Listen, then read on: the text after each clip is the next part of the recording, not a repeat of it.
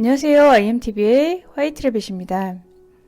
이번 시간에는 실험과 역경이 기회이고, 그리고 실험과 역경을 어떻게 하면 나의 발전에 절호의 기회로 만드는지에 관해서 이야기를 해보려고 합니다. 10월 말이 되면은 저희 학원에서 할로윈 파티를 하는데요. 아이들에게 이제 맛있는 사탕이나 간식도 주고 이렇게 게임을 해요. 그날은 이제 수업을 안 하고 그렇게 파티를 하는데, 그 게임에서 이기면은 상품을 이렇게 주는데요. 초등학교 고학년 이상 정도 아이들이 되면은 가장 좋아하는 상품이 뭐냐면 단어 시험 면제권이에요. 이것을 받으면 자기가 원하는 날 하루 단어 시험을 면제받을 수 있는 쿠폰이에요. 그래서 이걸 받으려고 애들이 아주 난리가 나요. 아이들이나 어른이나 가장 싫어하는 것이 시험일 거예요. 하지만 시험이 없다면 우리가 공부를 할까요? 대부분은 공부를 안 할 거예요. 특히 아이들은 더 그렇겠죠. 선생님들이 아이들을 괴롭히기 위해서 시험을 보는 것이 아니라 아이들을 공부시키기 위해서 시험을 보는 것처럼, 우리의 삶에 시련과 역경이라는 시험은 사실은 우리를 괴롭히기 위해서가 아니고 우리를 공부시키기 위해서라는 사실을 잊지 말아야 합니다. 시험은 내 실력을 향상시킬 수 있는 최상의 기회예요. 시험 때가 되면 공부 안 하던 애들도 벼락치기로 막 엄청난 양을 공부를 하잖아요. 그와 마찬가지인 거죠. 우리가 명상을 할 때도 수행을 할 때도 이게 삶이 편안하고 모든 게 다 잘 될 때는 수행도 편안하게 합니다. 너무 편안해서 이게 수행인지 수면인지 모를 경우도 있어요. 하지만 우리 삶이 힘들 때는 어떤가요? 수행에 임하는 자세부터가 달라집니다. 이게 정신이 바짝 들고 집중의 강도가 확 올라가요. 내가 마음이 괴롭고 힘들기 때문에 벼랑 끝에 나뭇가지를 붙들고 버티듯이 수행을 붙잡게 됩니다. 이거 아니면 난 못 살겠다. 죽을 것 같다 싶으면 이 젖먹던 힘을 다해서 붙잡게 돼요. 그때 나의 공부가 확 성장하게 됩니다.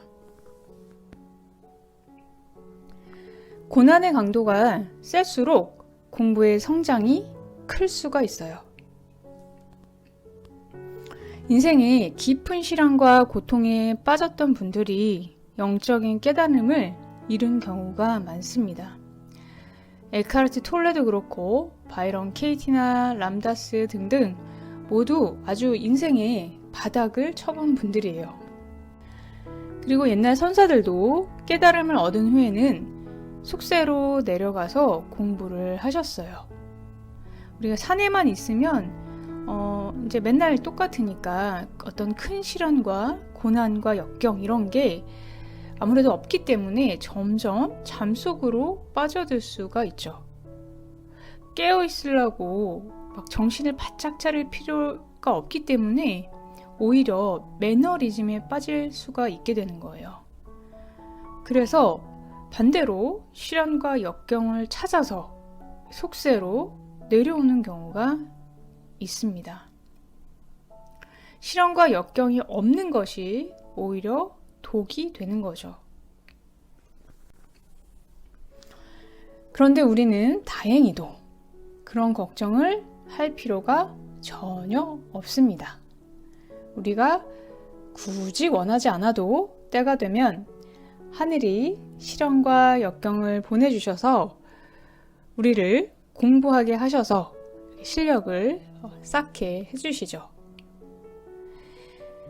그것은 건강 문제일 수도 있고요. 자녀나 가족 또는 경제적인 문제일 수도 있습니다. 신약 성경에 보면 사도 바울이라는 이름이 나오는데요. 기독교인이 아니더라도 들어보셨을 거예요. 사도 바울은 이제 그 이전까지는 이스라엘이 유대교였죠. 유대교였는데 사도 바울이 복음을 전파하면서 이제 기독교가 생겨났어요. 신약 성경의 거의 반을 사도 바울이 썼습니다. 그러니까 사도 바울은 공부도 굉장히 많이 한 사람이었고, 당시에 로마 시민권자였고, 또 영적으로도 여러 가지 환상과 신비한 체험도 많이 하신 분이셨어요. 그런데 그가 그 육체의 고통에 굉장히 시달렸다라는 기록이 나와요.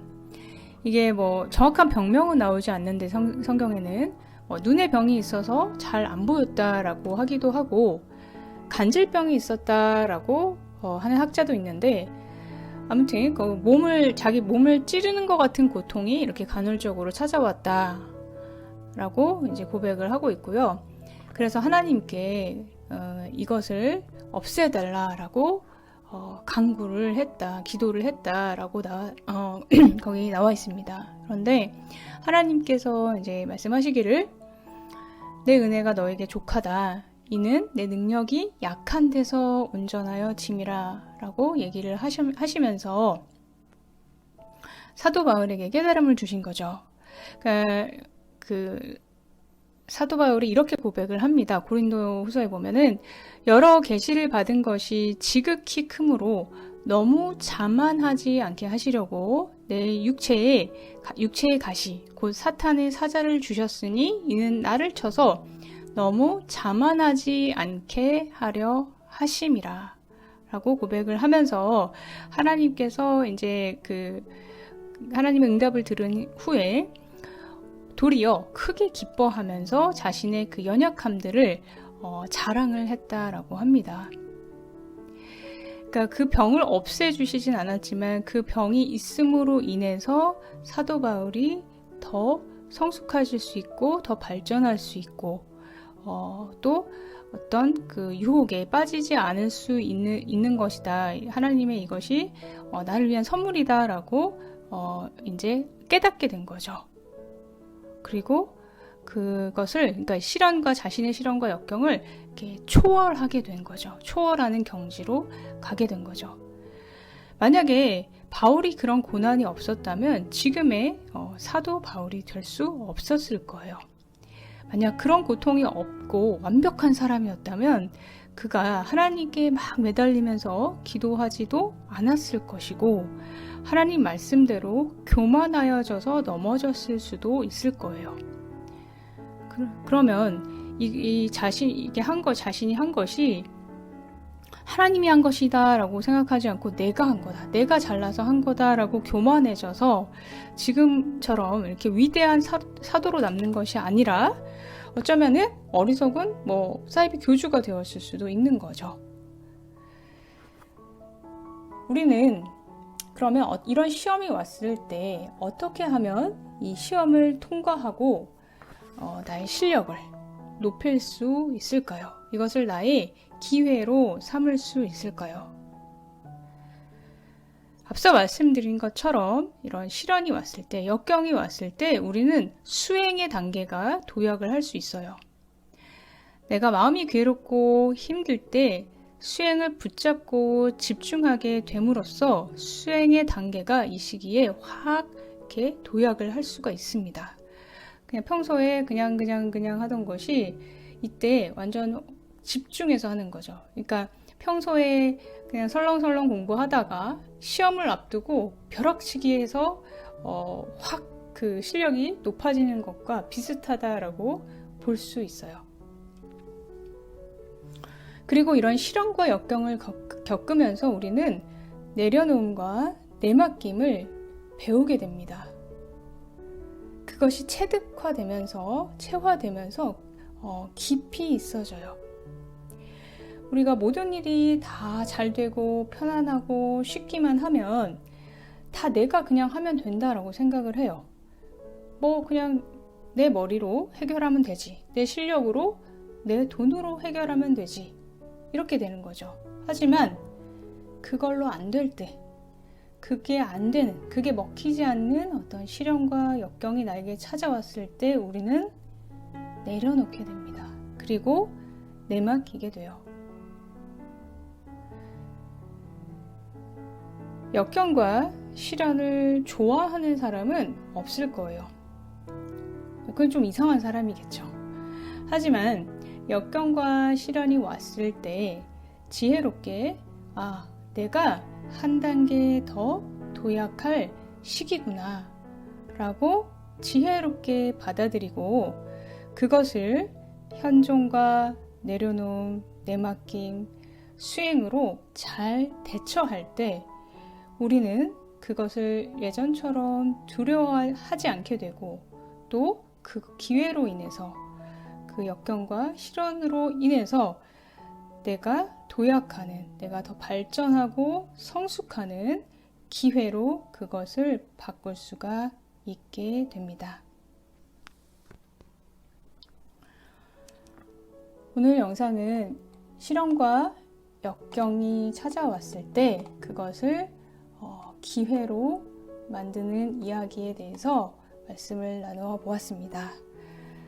이 영상이 여러분께 도움이 되셨으면 좋겠습니다.